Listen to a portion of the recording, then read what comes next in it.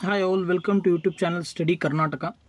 This is the video related to current affairs of 7th and 8th August 2024. ಇದರಲ್ಲಿ ನಾವು current affairs ಅನ್ನು discuss ಮಾಡೋಣ.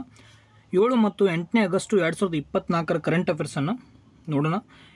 ಇಂದಿನ ದಿನ ಕರೆಂಟ್ ಅಫೇರ್ಸ್ ಒಂಚೂರು ಇಂಪಾರ್ಟೆಂಟ್ ಇದೆ, ಸೊ ದಯಮಾಡಿ ಸ್ಕಿಪ್ ಮಾಡಬೇಡಿ, ಕಂಪ್ಲೀಟ್ ಆಗಿ ನೋಡಿ, ಯಾಕಂದರೆ ಇದರಿಂದ ಕ್ವಶನ್ ಎಕ್ಸಾಮಿನೇಷನ್ ಬರ್ತಕ್ಕಂಥ ಚಾನ್ಸು ತುಂಬಾ ಇದೆ. First question, Surajya recognition and ranking framework is introduced by which body or organization?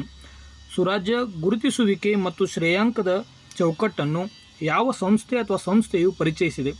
ಇದರ ಉತ್ತರ ಬಂದು ಕ್ವಾಲಿಟಿ ಕೌನ್ಸಿಲ್ ಆಫ್ ಇಂಡಿಯಾ. ಇವರ ಟ್ಯಾಗ್ಲೈನ್ ನೀವು ನೋಡ್ಬೋದು, creating on ecosystem for quality.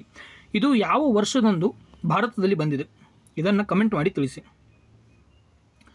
Standard operating procedure for organ transport is released by which ministry?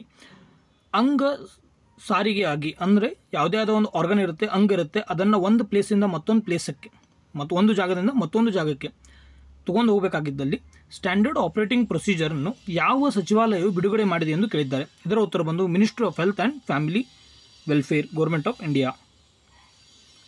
India's renewable energy capacity is increased by dash percentage over the last decade. ಅಂದರೆ ಕಳೆದ ದಶಕದಲ್ಲಿ ಭಾರತದ ನವೀಕರಿಸಬಹುದಾದ ಇಂಧನ ಸಾಮರ್ಥ್ಯವು ಎಷ್ಟು ಪರ್ಸೆಂಟ್ ಹೆಚ್ಚಾಗಿದೆ? ಇದರ ಉತ್ತರ ಬಂದು 165%. India ranks which position globally in renewable energy capacity? ಇದರ ಉತ್ತರ ಬಂದು 4ನೇ ಸ್ಥಾನ. ಅಂದರೆ ನವೀಕರಿಸಬಹುದಾದ ಇಂಧನ ಸಾಮರ್ಥ್ಯದಲ್ಲಿ ಭಾರತವು ಜಾಗತಿಕವಾಗಿ ಯಾವ ಸ್ಥಾನದಲ್ಲಿದೆ? ಎಷ್ಟನೇ ಸ್ಥಾನದಲ್ಲಿದೆ ಅಂದರೆ 4ನೇ ಸ್ಥಾನ. Google has illegally monopoly over internet search and advertising marketing. This verdict is given by which court? Google internet ಹುಡುಕಾಟ ಮತ್ತು ಜಾಹೀರಾತು ಮಾರುಕಟ್ಟೆಯಲ್ಲಿ ಅಕ್ರಮ ಏಕಸ್ವಾಮ್ಯವನ್ನು ಹೊಂದಿದೆ ಎಂದು ಯಾವ ನ್ಯಾಯಾಲಯವು ತೀರ್ಪನ್ನು ಕೊಟ್ಟಿದೆ? ಇದು ಬಂದು USA ಡಿಸ್ಟ್ರಿಕ್ಟ್ ಕೋರ್ಟ್, ಅಂದರೆ US district court, United States of ಅಮೆರಿಕಾದ ಡಿಸ್ಟ್ರಿಕ್ಟ್ ಕೋರ್ಟು ಈ ನ್ಯಾಯಾಲಯ ತೀರ್ಪನ್ನು ಕೊಟ್ಟಿದೆ. First national handloom day was celebrated in which year? ಮೊದಲ ರಾಷ್ಟ್ರೀಯ ಕೈಮಗ್ಗ ದಿನವನ್ನು ಯಾವ ವರ್ಷದಲ್ಲಿ ಆಚರಿಸಲಾಯಿತು? ಇದರ ಉತ್ತರ ಬಂದು 2015. ಇದನ್ನು 7ನೇ ಆಗಸ್ಟಂದು ಆಚರಿಸುತ್ತಾರೆ. ಪ್ರತಿ ವರ್ಷ 7 ಆಗಸ್ಟಂದು ಆಚರಿಸುತ್ತಾರೆ.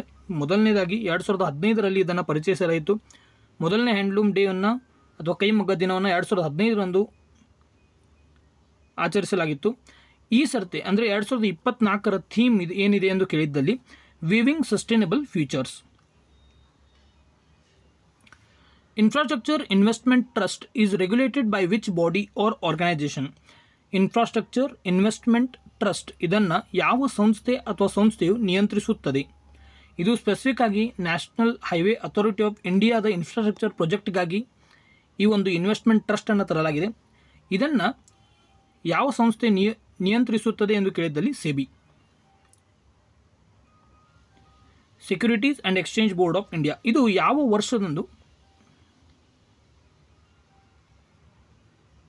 ಭಾರತದಲ್ಲಿ ಬಂದಿದೆ? ಇದನ್ನು ಕಮೆಂಟ್ ಮಾಡಿ ತಿಳಿಸಿ. ಹಾಗೂ ಈಗಿನ ಪ್ರಸ್ತುತ ಚೇರ್ಮನ್, ಸೆಬಿದ ಪ್ರಸ್ತುತ ಚೇರ್ಮನ್ ಯಾರಿದ್ದಾರೆ ಅದನ್ನು ಕಮೆಂಟ್ ಮಾಡಿ ತಿಳಿಸಿ. ದಯಮಾಡಿ ಒಂಚೂರು ಸರ್ಚ್ ಮಾಡಿ. ಸರ್ಚ್ ಮಾಡಿದಾಗ ಏನಾಗುತ್ತೆ, ನಿಮ್ಮ ಎಕ್ಸಾಮಿನೇಷನಲ್ಲಿ ಏನು ಸರ್ಚ್ ಮಾಡಿರ್ತಾರೋ ಆ ಆನ್ಸರ್ಗಳು ನೆನಪು ಬರುತ್ತೆ.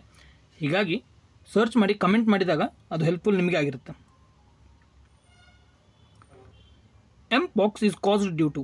ಎಂಪಾಕ್ಸ್ ವೈರಸ್ ಅಥವಾ ಬ್ಯಾಕ್ಟೀರಿಯಾ ಯಾವುದರಿಂದ ಉಂಟಾಗುತ್ತದೆ? ಅಂದರೆ ಎಂಪಾಕ್ಸು ವೈರಸ್ನಿಂದ ಆಗುತ್ತಾ ಅಥವಾ ಬ್ಯಾಕ್ಟೀರಿಯಿಂದ ಆಗುತ್ತಾ? ಇದರ ಉತ್ತರ ಬಂದು ಇದೊಂದು ವೈರಲ್ ಡಿಸೀಸ್ ಆಗಿದೆ. ಈಗ ರೀಸೆಂಟಾಗಿ ಆಫ್ರಿಕಾದಲ್ಲಿ ಇದು ಸ್ಪ್ರೆಡ್ ಆಗ್ತಾ ಇದೆ, ಅದಕ್ಕಾಗಿ ಈ ಕ್ವಶನನ್ನು ಕೇಳಲಾಗಿದೆ. ಮತ್ತೊಂದು ಲಕ್ಷ ಇಟ್ಕೊಳ್ಳಿ, ಎಂಪಾಕ್ಸ್ಗೆ ಯಾವುದೇ ಆದ ವ್ಯಾಕ್ಸಿನೇಷನ್ ಇಂಡಿಯಾದಲ್ಲಿ, ಭಾರತದಲ್ಲಿ ಇಲ್ಲ. ಇದು ಒಂದು ವೈರಲ್ ಡಿಸೀಸ್ ಆಗಿದೆ. A crater on the moon's south pole has been named after which person? ಚಂದ್ರನ ದಕ್ಷಿಣ ಧ್ರುವದಲ್ಲಿರುವ ಕುಳಿಗೆ ಯಾವ ವ್ಯಕ್ತಿಯ ಹೆಸರನ್ನು ಇಡಲಾಗಿದೆ? ಇವರು ಯಾವ ವ್ಯಕ್ತಿ? ಪಾಸೆಂಗ್ ಲಮು ಶೆರ್ಪಾ. ಇವರು ನೇಪಾಳದವರಾಗಿದ್ದು ಮೊದಲ ಮೌಂಟ್ ಎವರೆಸ್ಟನ್ನು ಏರಿದ ನೇಪಾಳಿ ಮಹಿಳೆಯಾಗಿದ್ದಾರೆ. ಹೀಗಾಗಿ ಚಂದ್ರನ ಮೇಲೆ ಇರತಕ್ಕಂಥ ಕುಳಿಗೆ ಪಾಸಂಗ್ ಲಾಮು ಶೆರ್ಪಾ ಎಂಬ ಹೆಸರಿಡಲಾಗಿದೆ. Upasthiti portal for ensuring health attendance is launched by which state?